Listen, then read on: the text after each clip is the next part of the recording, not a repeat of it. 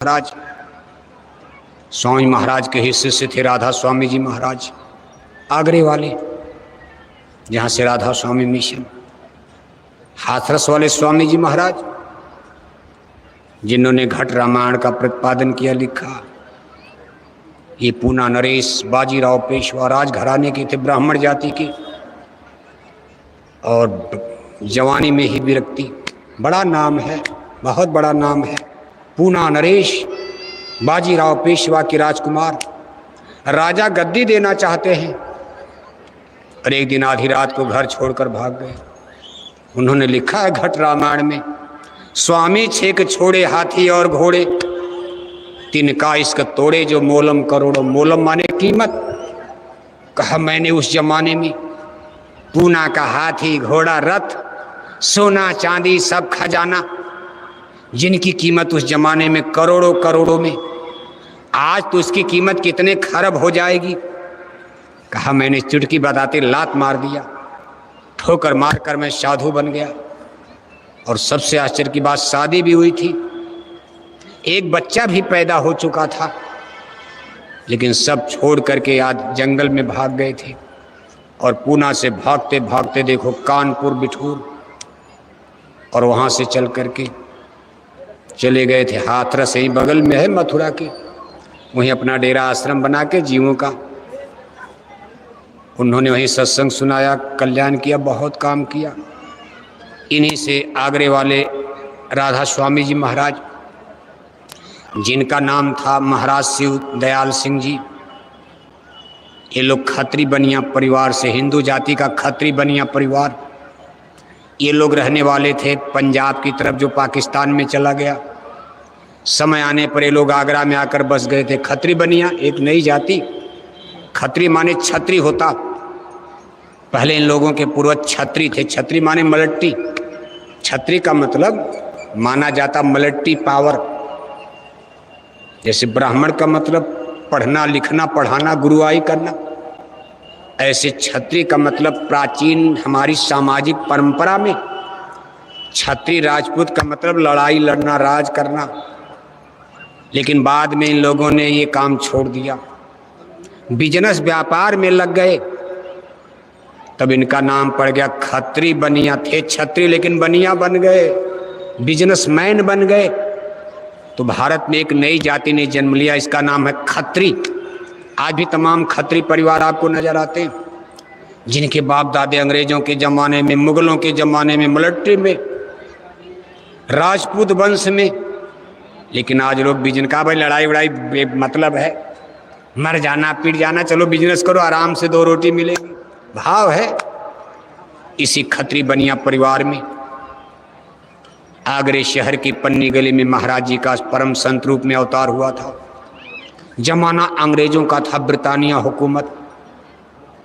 राधा स्वामी जी महाराज के माता पिता इसी हाथरस वाले स्वामी महाराज के शिष्य थे। अपने माता पिता के साथ वो भी हाथरस आते जाते थे, यहीं से सिलसिला आगे बढ़ता। शिव दयाल सिंह जी महाराज ने राधा स्वामी नाम, राधा माने सूरत, स्वामी माने परमात्मा सतपुरुष, इन्हीं आत्मा परमात्मा। राधा आदि सूरत का नाम, राधा माने सूरत आत्मा, स्वामी माने परमात्मा, आत्मा परमात्मा, ये भेद। और इसी में आगे चल करके देखो अपना जय गुरुदेव मिशन आ गया। राधा स्वामी मिशन की ही शाखा में 1-2 पीढ़ी बीतने के बाद जय गुरुदेव मिशन आता है। तो संत शरीर बदलता, ज्ञान की धार शब्द की होती, जिसको साउंड कहते। कहा सब मर जाए शब्द नहीं मरता, इसलिए कभी संतों का भेद नहीं करना चाहिए। संत सदगुरु में कोई न छोटा है न कोई बड़ा है, न कोई ऊंची जाति न कोई नीची जाति, शब्द की कोई जाति नहीं है। ये शब्द खुदाई, ये दैवी कानून कायदा। नाम पे हाँ हम आप हिंदी अंग्रेजी में राम रहीम केशव करीम अल्लाह खुदा, कोई गुरु नाम, कोई भगवान नाम, कोई ईश्वर नाम, ये तो वर्णात्मक है। लेकिन अंदर में जो ध्वन्यात्मक, जैसे घंटा और शंख की आप बात करते हो, घंटे शंख को कौन बदल सकता? परमात्मा का असली रूप तो आवाज है, शब्द है। वो पहचान उनकी है। बाकी नाम यहाँ कुछ भी हिंदी अंग्रेजी में रखते जाओ आप। देखो आप यानी महापुरुष, यानी ये शब्द की धार, ये चेतन धार परिवर्तित नहीं होती, चूंकि शरीर है, किराए का मकान है। राम को जाना पड़ा, कृष्ण को जाना पड़ा, कबीर नानक को जाना पड़ा, हमारे परम पूज्य स्वामी जी महाराज को भी समय से जाना पड़ा। हम लोग नहीं तैयार थे। मान लो गुरु महाराज को दिन बिस्तर पर रहते, महीना 2 महीना हम लोग बराबर उनकी सेवा में रहते, शरीर जर्जर से जर्जर हो रहा, एक आशा हो जाती भाई अब हो सकता है दोबारा गुरु महाराज खड़े ना हो पाए। लेकिन गुरु महाराज इतने झटके में चले गए, हम लोग उसके लिए तैयार नहीं थे। अभी सोचा जा रहा था गुरु महाराज बहुत दिन रहेंगे, कुछ और खेल, लेकिन अब उनकी मौज हमारी आपकी वहाँ कोई चल नहीं सकती। गुर की मौज रहो तुम धार, चले गए, चल दिए, इस संसार से अलविदा करके मौज बदल गई और छोड़ करके। लेकिन ऐसा नहीं कि कहीं चल शरीर से गए। जागो शब्द गुरु मेरे घट में, शब्द धार उनकी आज भी मौजूद है। ये शब्द धार कहीं ठेका ले सकती है। शब्द की धार अंदर में तो किसी का उद्धार करेगी। गुरु महाराज कहते थे भाई मैं फिर घबराई हो जिन हंसा हम फिर आएंगे। ये बराबर संत सूरत, ये शब्द की धार बराबर धरती पर आती रहेगी जीवों को निकालने के लिए। डोर जैसे कुएं में कोई डोर गिर गया, उसको आप डोर लटकाओ, एक डोरी खत्म दूसरी लटका दोगे, दूसरी डोरी पुरानी तीसरी डोरी लटका दोगे। ऐसे ये शब्द की धार है, डोर है, सतलोक से चलती। कहाँ से चलती है? स्वर्ग बैकुंठ से नहीं। स्वर्ग बैकुंठ वाली डोरी स्वर्ग बैकुंठ ले जाएगी, फिर मृत्यु लोक में गिरोगे, पुण्य छेड़े मृत्यु लोक के। स्वर्ग और स्वल्प अंत दुखदाई व्यापक ब्रह्म निरंजन की डोरी रहेगी, काल देश में ले जाएंगे, त्रिलोकीनाथ रगड़ देंगे, फिर आपको नीचे गिरा देंगे। ऊपर ब्रह्म का देश है, गगन मंडल त्रिकुटी मुकाम, वहां से डोरी लटकाई जाएगी, वहां के ब्रह्म पुरुष वो भी नीचे गिराएंगे। उसके आगे देखो पार ब्रह्म परमेश्वर का देश है, वहां से डोरी आएगी, तब भी महाप्रलय में गिर जाओगी। उसके आगे महाकाल पुरुष का देश आता, भंवर गुफा नाका, वहां से भी डोरी आएगी। कोई सूरत आपको गुरु बनकर निकालने आएंगे, लेकिन अगर वहां तक ले भी जाएंगी तो महाप्रलय की आग वहां तक जाती है, वहां तक जाएगी आग, तब भी नीचे आ जाओगे आप। महाप्रलय का नाका भंवर गुफा है। ये महाप्रलय की आग वहां जाकर बुझ जाती भंवर गुफा में। जब ये भंवर गुफा में प्रवेश करती है तो शीतल ठंडी, इसके आगे आ नहीं जाती। वहां से सतलोक का नाका शुरू होता। सतलोक में महाप्रलय की आग नहीं पहुंचती।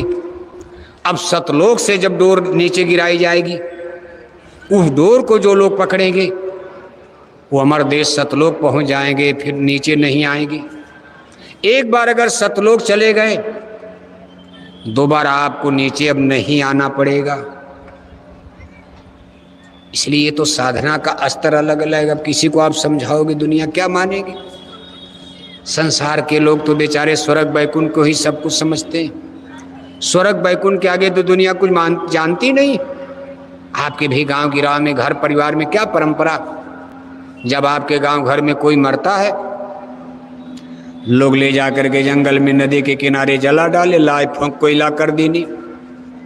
एक मुर्दा जब घर में हो गए, 4 जने ले जाना और लाए फूंक कोयला कर देनी, घर भर छोड़त दाना। उपवास करते। एक मुर्दा बाहर से लाए, तेल मसाला शाना और बड़े प्रेम से बनी रसोइयां घर भर करे बखाना। घर का मुर्दा बाहर ले जाते जलाते, और बाहर से बकरी मुर्गी सुअर का मुर्दा ला करके पेट में डाल दे। कहते बड़ा मजा आ रहा। ये साहब कबीर की सधुकड़ी भाषा है। उस जमाने में पढ़ी लिखी जनता नहीं थी। साहब कबीर ने बहुत समझाया। ठेठ देहाती गंवई भाषा में कितने बड़े बड़े लिटरेचर्स, कितनी बड़ी बड़ी थीसिस थियरी तब तो दुनिया वाले साहब कबीर से नाराज हो गए थे। आज भी नाराज होते हैं लोग, लेकिन अब थोड़ा जमाना पढ़ा लिखा आ गया, तरीका सिस्टम बदल गया। राजाओं का जमाना नहीं, प्रजातंत्र है। भाषण भीषण चल जाएगा, थोड़ा मोड़ा बोल लिया जाएगा। अगर जैकेट बोरा पहनकर थोड़ा दाएं बाएं भी बोलोगे, कोई फांसी पर तो जल्दी चढ़ाएगा नहीं प्रजातंत्र में। और नेता लोग कितना गड़बड़ सड़बड़ भाषण देते। अगर 2-4 लाइन भाषण बोलने वालों का, जैकेट वालों का गड़बड़े हो जाएगा तो ऐसा नहीं कि आपको फांसी पर लटका दिया जाएगा। लेकिन राजाओं का जमाना था, सीधे फांसी पर लटका देते थे। देखो इतनी बड़ी शक्ति ईसा मसीह साहब को सूली पर टंगवा दिया। इतने बड़े गुरु तेग बहादुर को, जो गुरु गोविंद सिंह के पिता थे, बादशाह औरंगजेब ने दिल्ली के चांदनी चौक पर गर्दन कटवा दिया। मुगल सम्राट जहांगीर ने सिख गुरु साहिबान 5वीं पातशाही अर्जुन देव जी महाराज को लाहौर में ले जा करके देखो गरम गरम तावे पर बांध करके जला के मार डाला। जैसे लावा भूंजा जाता है बालू में, ऐसे तड़पा तड़पा करके आग लगाकर गरम गरम चूल्हे मार डाला।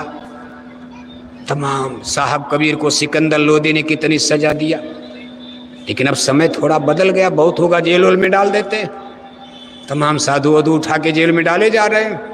लेकिन अब आपको नहीं उस तरह का कोई अत्याचार। अब ये भी एक अच्छी बात है, चलो प्रजातंत्र में कुछ बोलने का। नहीं तो इस तरह राजाओं का जमाना होता, जमींदारों का जमाना होता, लैंडलॉर्ड सामंतों का जमाना होता, इतना बड़ा बड़ा सत्संग आप मेला लगा पाते और इस तरह कोई बोल पाता? सीधे फांसी सूली पर लटका दिया जाता पकड़कर। ते भी उस ऊपर वाले की दया कृपा ही समझो। चलो जो भी है प्रभु की लीला हो रही है, देखते चलो क्या क्या लीला होने वाली। लेकिन कुल मिलाकर इस संसार जगत में गुरु महाराज ने जितनी मेहनत परिश्रम किया है, और आज हमारे पूज्य हुजूर महाराज जी जो कर रहे, ऐसा नहीं कि गुरु महाराज ने आपको अधर में छोड़ दिया। पूज्य महाराज जी पर आपको भरोसा यकीन तो है ही है, करना भी चाहिए, करना चाहिए। धीरे धीरे आप उस चीज को समझ जाओगे। जब शब्द की धार नहीं बदलती, केवल शरीर बदल जाता है, तो शब्द की धार कहीं आ सकती, कहीं प्रकट हो जाए। ये परंपरा चली आ, जैसे ज्ञान, एक मास्टर चला जाता, रिटायर हो जाता या मर जाता, उसी गद्दी कुर्सी पर दूसरा मास्टर बैठ जाता। वो मास्टर मर गया, तीसरा बैठ जाता। वो भी कखा गघा पढ़ाएगा, ये भी कखा गघा पढ़ाएगा, ये भी कखा गघा पढ़ाएगा। ज्ञान तो ही रहेगा, मास्टर बदल जाते। आज जो गुरु महाराज कह कर गए, जैसी चीज एक एक शब्द आपके सामने आ, आप नहीं समझ पा रहे हो। गुरु महाराज जो जो बोल कर गए और जैसे जैसे उन्होंने सामयिक संदेश दिया है, समय की गणित और गणना जैसा उन्होंने समझाया है कि आगे हमारा सोशल सिस्टम, हमारी सामाजिक व्यवस्था, हमारा फैमिली सिस्टम, हमारा पारिवारिक व्यवस्था, हमारा पॉलिटिकल सिस्टम, हमारी राजनीतिक यानी राज व्यवस्था, हमारा रिलीजियस सिस्टम, हमारी धार्मिक व्यवस्था आगे कैसे, किस मोड़ पर आगे बढ़ेगी, कैसे कैसे जाएगी। गुरु महाराज की पत्र पत्रिकाओं में, वो तो बहुत पुराने संदेश है, लेकिन पत्र पत्रिकाओं में आते, इसीलिए दूरदर्शी आवाज के नाम पर सब तो पढ़ नहीं पाओगे आप, छांट छांट करके आपके बीच में पहुंचाया जा रहा।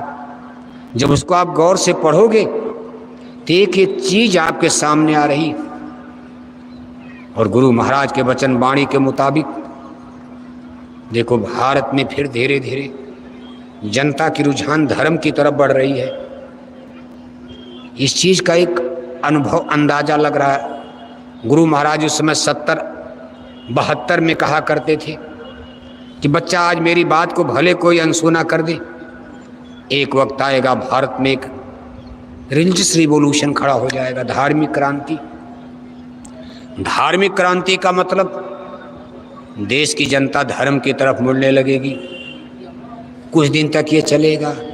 धर्म का मतलब बहुत धर्म, मुसलमान अपना, हिंदू अपना, ये अपना वो अपना, इन्हीं को होड़ लग जाएगी। लेकिन इसमें लोग धर्म की तरफ तो मुड़ेंगे, लेकिन सही धर्म लोगों की पकड़ में नहीं आएगा। कुछ साल तक ये चलता रहेगा खेल। कुछ साल बीतने के बाद भारत में एक और क्रांति जन्म लेगी। इसका नाम होगा स्पिरिचुअल रिवॉल्यूशन, आध्यात्मिक क्रांति। जब आध्यात्मिक क्रांति का बीजारोपण भारत में होगा तो लोगों को सही धर्म समझ में आने लगेगा, सही कर्म समझ में आ जाएगा, और मछली अंडा शराब की दुकानों पर ताले लगने लगेंगे। मछली अंडा शराब की दुकानों पर धड़ाधड़ ताले लगेंगे, बंद होने लगेंगी। मथुरा में अब कहीं मछली अंडा शराब की दुकान नजर नहीं आएगी। उसी आध्यात्मिक क्रांति का इंतजार किया जा रहा, और आप उसकी तैयारी, इंतजार माने बैठ के नहीं, इंतजार भी है, आप तैयारी भी कर रहे हो। उसी के लिए लाखों लोगों ने बोरा पहन लिया। बोरा पहनना हंसी मजाक नहीं है। आज के इस फैशन की दुनिया में सूट बूट टाई कोट के युग में बोरा पहन लेना, कोई बाप अपने बेटे को बोरा नहीं पहना सकता। एक भीख मांगने वाला भिखारी भी बोरा नहीं पहनेगा। साधु सन्यासियों को देख तो गेरुआ नीला पीला पहन लेंगे, नंगे रह लेंगे, लेकिन कितनों बड़ा त्यागी साधु सन्यासी बोरा नहीं पहनेगा। लेकिन गुरु महाराज ने नई चीज दिया, नई दिशा दिया, क्योंकि नया काम भारत में करना है, और इसके लिए गुरु महाराज ने टाट बोरा पहनाया। बहुत से बोरे वाले मर गए, एक बार तो पहनाया। जो लोग जिंदा हैं सब बुढ़ापे में चले गए। तो गुरु महाराज ने इस क्रांति को आगे बढ़ाने के लिए, ये देखो, लाखों भाई बहनों को शाकाहारी जैकेट पहना दिया। सबका उद्देश्य यही है। उद्देश्य महान है, बहुत बड़ा उद्देश्य है। कितना बड़ा उद्देश्य लेकर आप आगे बढ़ रहे हो कि पूरे मथुरा जिले में कहीं मछली अंडा शराब की दुकान दिखाई न दे। ये युग परिवर्तन की शुरुआत का संकेत बनेगा। राम राज की स्थापना का ये सांकेतिक चिन्ह है, आपको दिखाई देगा जब मछली अंडा शराब की दुकानें बंद होने लगे। अंडे खिलाकर शराब पिलाकर कोई माई का लाल भारत में राम राज ला पाएगा? भगवान राम के राम राज में अंडा बिकता था, भगवान राम के राम राज में दारू शराब बिकती थी। आज स्थिति ये है, हम लोगों को बोरा पहनते 40 साल हो गया। अरबों अरबों रुपया जय गुरुदेव मिशन का पर्चा में, पोस्टर में, झंडा बैनर में, सत्संग में, प्रचार में, डीजल पेट्रोल में खर्च हो गया कि हमारी आने वाली पीढ़ियां निरा शुद्ध शाकाहारी हो जाए। कम से कम हमारे नई पीढ़ी के बच्चे दारू न पिए। लेकिन हम लोगों की मेहनत उल्टी हो गई, बेकार हो गई। इतनी मेहनत करने के बाद भी रिजल्ट उल्टा आ गया। आज गांव में, जेवार में, जहां जाओ, छोटे छोटे बच्चे आज शराब पीने लगे। कक्षा 10 पास नहीं कर पाए, अभी शादी नहीं, ब्याह नहीं, माँ बाप के चोरी चोरी जंगल में जाकर दारू पी रहे हैं, गांजा पी रहे हैं। कभी आप इस पर विचार करते हो? इतना प्रचार के बावजूद इतना रुपया पैसा खर्च है। जिस चीज के लिए बोरा पहन लिया मनुष्य ने, जिस चीज के लिए हमारे लाखों भाई बहन शाकाहारी जैकेट पहनकर, अब तो पूज्य महाराज जी के आदेश में एक गांव गोद लेकर घर घर जाकर के अपील हो रही है। लेकिन परिणाम, छोटे छोटे बच्चे भी शराब पीने लगे। बुढ़ों की बात छोड़ो आप। और अब तो स्थिति इतनी भयंकर खतरनाक आ गई कि बच्चों की बात तो छोड़ो, हमारी बेटियों ने भारत में शराब पीना शुरू कर दिया। भारत के बड़े बड़े महानगर, बेंगलुरु, हैदराबाद, चेन्नई, बम्बई, दिल्ली, कानपुर, लखनऊ, आप बड़े बड़े यूनिवर्सिटी कॉलेज में जाओ, हमारी बेटियां इंजीनियर डॉक्टर की डिग्री लेने जाती। माँ बाप के चोरी चोरी, माँ बाप तो मथुरा में है, बेटी 2000 किलोमीटर दूर बंगलौर चली गई। माँ बाप की चोरी चोरी वहाँ के बड़े बड़े होटल वार क्लब में ये बेटियां 11-11 बजे रात तक दारू पी रही हैं, किसी जाने अनजाने के हाथ में हाथ डालकर ये वहाँ आधी रात तक नंगा नाच नाचती हैं। तब तक इनको बहलाकर फुसलाकर धोखा देकर कोई लेकर के जंगल भाग जाता। बूढ़े माँ बाप को गांव में पता चलता बेटी यूनिवर्सिटी से गायब हो गई। बूढ़े माँ बाप चारपाई पकड़ लेते, बुढ़ापे में आंसू बहाते। पुलिस को पता चलती, पुलिस खोज रही, घर परिवार के लोग खोज रहे, बेटियां मिलती नहीं हैं। 6 महीने के बाद बेटी की कटी पटी मुर्दा लाश दिल्ली की सड़क पर, जहां भारत की सबसे बड़ी सुपर पावर प्रधानमंत्री राष्ट्रपति 17 लाख की मल्टी पावर लेकर बैठे हैं, वहां भारत की बेटियों की कटी पटी मुर्दा लाश मिलती है।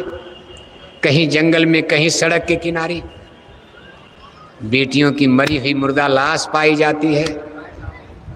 कभी आप इस पर विचार करते हो कहां जा रहा भारत? और आप नारा लगाते हो राम राज आ रहा है। ये कौन सा आपका राम राज? रामायण का राम राज्य है? ये भगवान राम का राम राज्य है?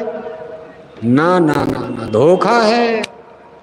देश की जनता ने राम को नहीं छोड़ा, देश की जनता कभी राम को नहीं छोड़ पाएगी। इसके जीवन में मरण में राम ही राम है भारत में।